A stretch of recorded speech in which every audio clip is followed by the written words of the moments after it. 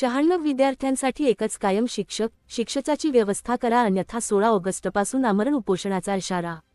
दिघोरी मोठी येथील पालक, ग्रामस्थ व तंटामुक्ती समिती आक्रमक, शिक्षण विभागाला निवेदन।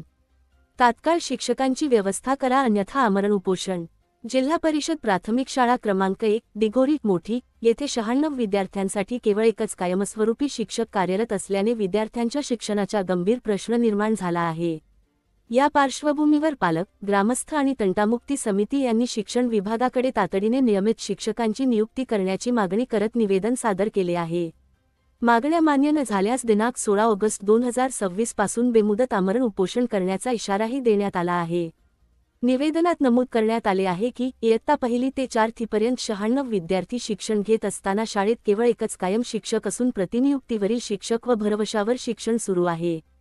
त्यामुळे विद्यार्थ्यांचे नियमित अध्यापन, शैक्षणिक गुणवत्ता आणि भविष्य धोक्यात आले असल्याचा आरोप करण्यात आला आहे।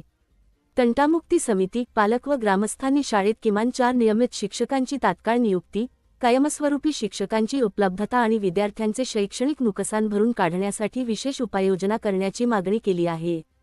विद्यार्थ्यांच्या भविष्याशी तडजोड आम्हाला मान्य नाही। शासनाने तात्काळ शिक्षकांची नियुक्ती करावी, अन्यथा 16 ऑगस्टपासून आमरण उपोषण सुरू करण्यात येईल।